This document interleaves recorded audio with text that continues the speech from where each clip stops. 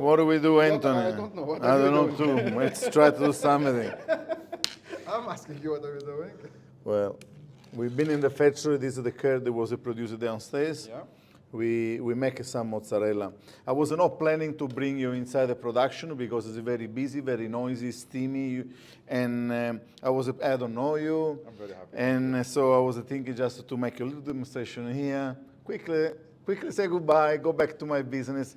Now I'm in love with you in the way you are and the way I do things. So we did that. I make some mozzarella for you. Thank you. And I'll show you quickly what are we doing. So we take the curd. For someone who's using milk at home, they need to turn milk into curd.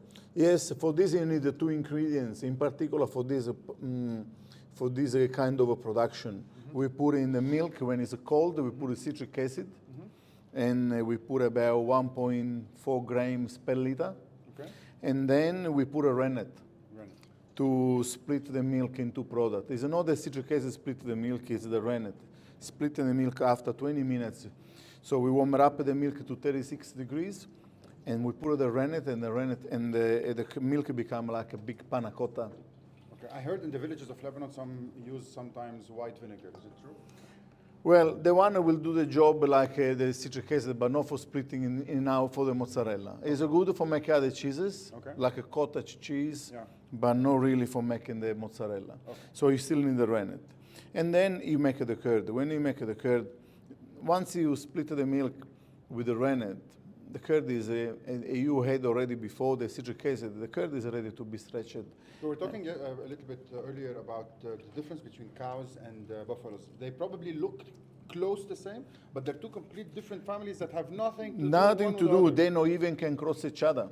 So the buffalo in Australia, the one that we supply the milk to us, is a unique herd in the world because the herd is being crossed between the water buffalo from Northern Territory in Australia, the wild one, crossed with the European one, and crossed with the Indian one. Okay. So very unique, also the flavor and the composition of the milk. And the buffalo milk is white? The buffalo milk is white, is double in protein, double in cream.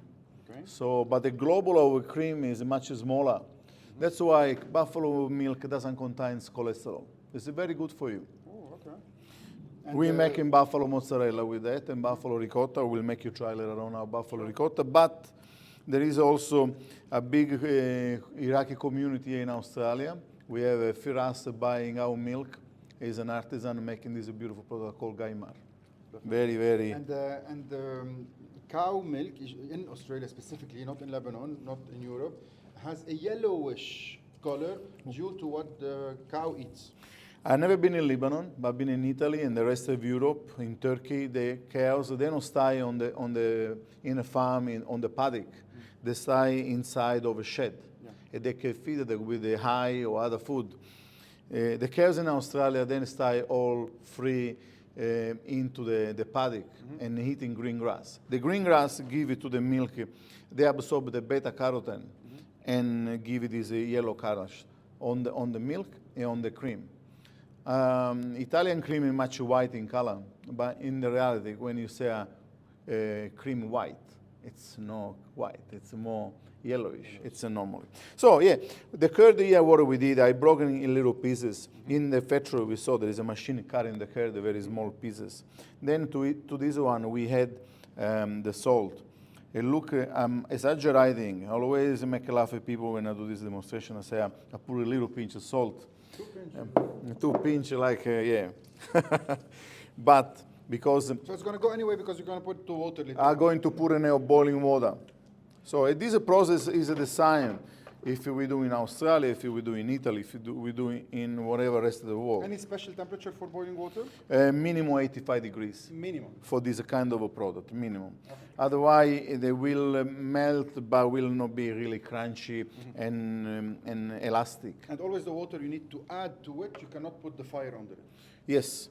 Well, again, there is so many different cheeses. There is people that put some fire under or using the hot way after the ricotta production for making some kind of a cheese, some caciocavallo, And, Estrarre while instantly. Yes, because the curd is ready. The curd stretch a certain pH. If you think about it, if the pH is too high, it will not stretch. Like we all know cheese like alumi. Yes. Alumi you put it on the grill, it will not melt Yeah. because the pH is very high. Or feta. Feta, the pH is very low. Feta is a crumble, you put on the pizza, put in the oven, come out, doesn't melt. The mozzarella is a segment of a pH in between. It's probably the most melting cheese in the world, probably after cheddar, before cheddar.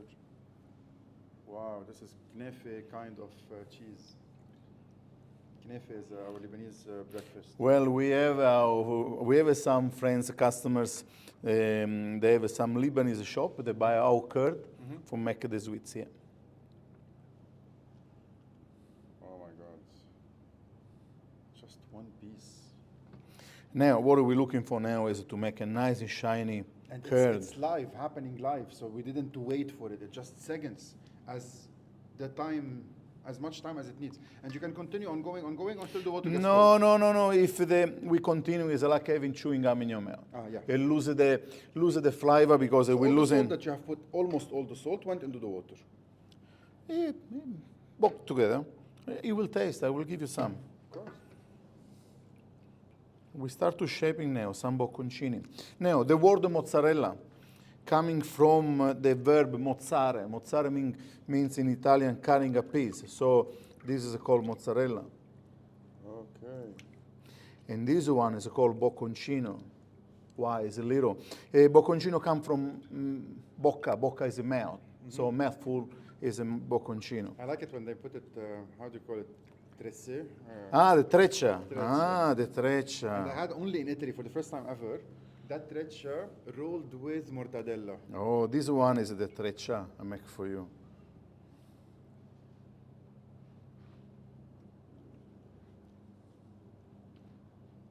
Nice.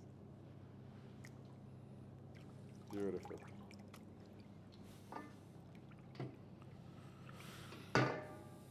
Well, when I started my business, I started with a product called sfoglia di mozzarella. It's a flat mozzarella. Now we're still making, we call bocconcini leaf. It's a flat mozzarella, stays still in the water. It can be shaped, it can be rolled with other ingredients. And funny things, when the graphic design, after the logo, they told me, Giorgio, what's it called your first product? We want to make a label. I said to them, it's called sfoglia di mozzarella in Italian. I said, how you translate it? I said, I translate it like a bocconcini sheet. I couldn't pronounce this word sheet. Very dangerous. I said, please, let's change the name. So we call bocconcini leaf since. Not sheet. No sheet. My English was very, very bad at the beginning. Not a treccia for you. And that's it. And we're done. We're done with the batch. Super fresh. Very good. Cheers. Oh, Pinch of very salt. good, man. You're a master.